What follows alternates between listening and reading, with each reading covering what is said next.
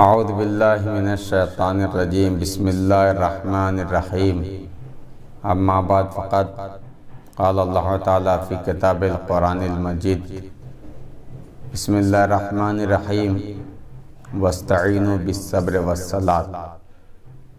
معزز ناظرین کرام، السلام علیکم۔ اس سے پہلے آپ حضرات کی خدمت عالیہ میں اسی آیت مبارکہ کے ذیل میں کہ اللہ سے مدد طلب کرو صبر کے ذریعے سے اور نماز کے ذریعے سے۔ صبر سے مراد مفسرین کرام نے روزہ قرار دیا۔ اسی آیت کے ذیل میں گفتگو ہوتے ہوئے کل تک کی گفتگو کا موضوع تھا روزہ دار کے اقسام از لحاظ روزہ داری۔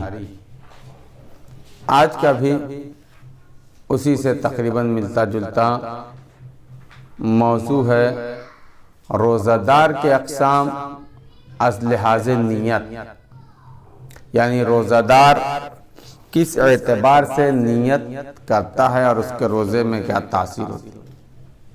جس طریقے سے اس کی بھی 7 قسمیں 7 کیٹیگری بنی تھی، اسی طریقے سے روزہ دار کی 8 قسمیں ہیں از لحاظ نیت، یعنی روزہ دار کس کس نیت سے روزہ رکھتا ہے۔ توجہ فرمائیے ناظرین کرام، بہت دلچسپ بات ہے۔ خدا کا شکر ہے ہم سب روزہ دار ہیں۔ اب ہمیں اور آپ کو تولنا ہوگا اور پرکھنا ہوگا کہ ہم روزہ دار کی کس قسم میں ہمارا شمار ہوتا ہے۔ روزہ دار کی پہلی قسم از لحاظ نیت، یہ وہ گروہ، یہ وہ افراد ہیں جو فقط ثواب کی خاطر روزہ رکھتے ہیں۔ اگر معلوم ہو جائے کہ ثواب نہیں ہے تو یہ پروردگار عالم کی کسی بھی حکم کی اطاعت نہیں کریں گے۔ یہ لوگ خدا کے نزدیک برے لوگوں میں سے ہیں۔ خدا نے جو نعمتیں ان کو دی ہیں ان کو عنایت فرمائی ہے، انہوں نے اپنے آپ کو سے منہ پھیر لیا، کیونکہ یہ لوگ ثواب کی پوجا کرتے ہیں، ثواب کی پرستش کرتے ہیں، نہ کہ خداوند عالم کی۔ جبکہ ہر عقل یہ حکم دیتی ہے کہ تمہارے پاس جتنے بھی طاقت اور توانائی اور قوت ہے تم اس کو کیا ہے اپنے خداوند عالم کی راہ میں خرچ کرو، پروردگار عالم کی اطاعت میں لگا دو، خرچ کر دو۔ یہ پہلا گروہ تھا۔ روزہ دار کی دوسری قسم از لحاظ نیت، یہ وہ گروہ ہے، یہ وہ افراد ہیں جو اپنے آپ کو عذاب خدا سے بچانے کے لیے روزہ رکھتے ہیں۔ اگر جہنم کی آگ سے جلائے جانے کا وعدہ اور تہدید نہ ہوتی تو یہ لوگ ہرگز روزہ نہیں رکھتے۔ یہ لوگ سب سے پسترین بندگان خدا میں سے ان کا شمار ہوتا ہے، کیونکہ یہ لوگ کرامت کے ساتھ موتی نہیں بنے ہیں، خدا کو عبادت کا اہل نہیں سمجھتے ہیں، ان کو راہ مستقیم کا وسیلہ بنائیں۔ اگر وہ لوگ خدا کے عذاب سے آشنا نہ ہوتے تو کبھی بھی خداوند عالم کے دروازے پر سر نہیں جھکاتے۔ اللہ اکبر۔ یہ لوگ اپنی لذتوں کی عبادت کرتے ہیں تاکہ یہ لذتیں ان کو خدا کے عذاب سے نجات دلا سکیں۔ یہ وہ افراد۔ دوسرا وہ گروہ، وہ افراد روزہ دار کے جو روزہ رکھتے ہیں از لحاظ نیت، یہ وہ لوگ ہیں، یہ وہ افراد ہیں جو روزہ اس کے کفارے کے خوف سے رکھتے ہیں۔ اگر روزہ نہیں رکھیں گے تو کفارہ دینا پڑے گا، اس لیے نہیں رکھتے کہ خدا کی عبادت ہو، خدا کو اس کی عبادت اور اطاعت کا اہل سمجھتے ہیں، بلکہ یہ لوگ خدا کی اطاعت کے اہل اور عبادت کے مستحق نہیں سمجھتے۔ یہ لوگ اس لیے روزہ رکھتے ہیں تاکہ روزہ پلٹ کر ان پر دوبارہ واجب نہ ہو جائے۔ یہ لوگ اس ہدف اور مقصد سے کہ جس کی وجہ سے خدا نے روزہ واجب قرار دیا ہے اس سے دور اور جدا ہے۔ چوتھی قسم روزہ دار کی از لحاظ نیت، یہ لوگ کون افراد ہیں؟ یہ وہ افراد ہیں، یہ وہ گروہ ہے جو روزہ کو عبادت کے طور پر رکھتے ہیں، جو روزہ کو عبادت کے طور پر نہیں بلکہ ایک عادت کی بنیاد پر رکھتے ہیں۔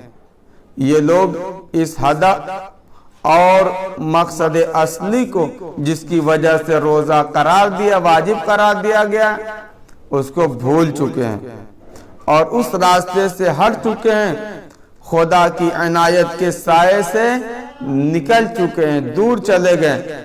ان کے احوال بغیر فائدہ کے، یہ ان افراد کے مانند ہیں کہ جو سب کچھ بھول کر کھیل میں مشغول ہوں، یا ان افراد کی طرح ہیں، ان لوگوں کی طرح ہیں جو کسی چیز کے قبول کرنے یا نہ کرنے کی دو راہے پر کھڑے ہیں، یعنی اس وقت اس حالت میں ہے کہ ان کو معلوم ہی نہیں ہے کہ عبادت انجام دے رہے ہیں یا انجام نہیں دے رہے ہیں۔ پانچویں قسم روزے دار کی، یہ وہ گروہ ہے جو مسلمانوں کے خوف سے روزہ رکھتا ہے۔ توجہ فرمائیے ناظرین کرام، یہ پانچویں قسم شاید میں یہ سمجھتا ہوں کہ ہمارے معاشرے اور سماج سے بڑی نزدیک ترین قسم نظر آ رہی ہے۔ یہ وہ افراد، یہ وہ لوگ، یہ مسلمانوں کے خوف سے روزہ رکھتے ہیں کیونکہ ان کو معلوم ہے کہ اگر کسی کو معلوم ہو جائے کہ وہ روزہ نہیں رکھتا ہے تو اس کی آبرو چلی جائے گی۔ یہ حالت اس لیے ہے کہ یا تو ان کو شک ہے یا آرام طلب ہے۔ یہ لوگ روزہ کے معنوی لحاظ سے مردہ ہیں، یعنی زندہ لاشیں، کیونکہ ان کے کان خدا کی باتیں نہیں سنتے ہیں، ان کی آنکھیں نہیں دیکھتی کہ یہ لوگ اپنے مولا کے ہاتھ میں ذلیل و رسوا ہو رہے ہیں۔ یہ لوگ اندھے ہو چکے ہیں، یہ لوگ حیوانات کے مانند ہیں، بس اس سے بھی کمتر، کیونکہ حیوان حد عقل اپنے مربی اور مالک کو پہچانتا ہے، اس کو پہچانتا ہے، مگر یہ لوگ اپنے ولی نعمت سے ناآشنا ہیں، پہچانتے نہیں۔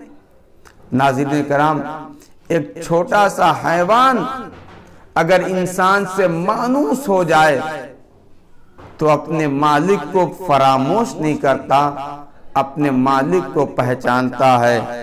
یہ انسان ہے جس کو پروردگار عالم نے اتنی فراوان نعمتوں سے نوازا، پھر بھی یہ اپنی ان نعمت دینے والے شخص سے آشنا ہے، اپنے مولا کو نہیں پہچانتا۔ چھٹا گروہ روزہ دار کی چھٹی قسم از لحاظ نیت، یہ وہ گروہ ہے جو روزہ اس لیے رکھتا ہے کہ انہوں نے سن رکھا ہے کہ پیغمبر کی شریعت میں روزہ واجب ہے۔ یہ لوگ فقط روزہ واجب کو ادا کرنے کے لیے رکھتے ہیں، ان کو اس کی معرفت ہی نہیں ہے کہ پروردگار عالم نے اس روزہ کے ذریعے سے دنیاوی اور اخروی دونوں سعادت عطا کیا، اور اسی سعادت کے ذریعہ اس نے بندوں پر احسان کیا، لہذا یہ لوگ اس سعادت سے محروم ہیں، حتیٰ کہ یہاں تک کہ بعید نہیں ہے، دور نہیں ہے کہ ان کو عذاب سے بھی دوچار ہونا پڑے گا۔ اللہ اکبر۔ ساتویں قسم روزہ دار کی از لحاظ نیت، یہ وہ گروہ ہے، یہ وہ افراد ہیں جو روزہ اس لیے رکھتا ہے کہ خدا کو اہل عبادت سمجھتا ہے اور اسی روزے کے ذریعے خدا کی اطاعت کرنا چاہتا ہے، کیونکہ خدا اہل اور مستحق عبادت اور اطاعت ہے، اور ان کا یہ حال اہل سعادت کے حال جیسا ہے۔ 8ویں قسم روزہ دار کی از لحاظ نیت، اور اسی کے ساتھ ہماری دعا ہے کہ پروردگار عالم ہم سب روزہ داروں کو اس روزہ دار کی 8ویں فہرست، 8ویں کڑی میں قرار دے۔ یہ وہ افراد ہیں جو روزہ اس لیے رکھتے ہیں کہ ان کے علم و اعتقاد ہے، ان کو یہ معلوم ہے کہ روزہ خدا کی طرف سے اپنے بندوں پر ایک فضل و کرم ہے، رحم و کرم ہے، تاکہ یہ بندے اس روزے کی وجہ سے ثابت قدم رہ سکیں۔ اکرام اور سعادت جو روزہ کے اندر ہے اس سے بخوبی یہ افراد آشنا ہیں، جانتے ہیں، اور اس تک پہنچنے کی کوشش کرتے ہیں، اور اس تک پہنچنے پر اعتقاد بھی رکھتے ہیں۔ یہ وہ گروہ ہے، یہ وہ افراد ہیں جو خدا کے سب سے بلند تر سعادتوں اور عنایات اور کمالات تک پہنچے ہوئے۔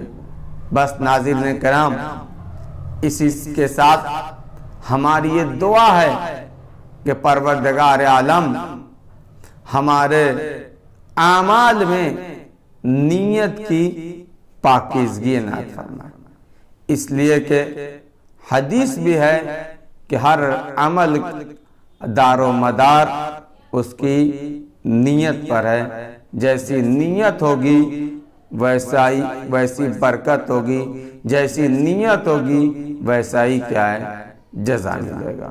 وآخر دعوانا ان الحمد للہ رب العالمین۔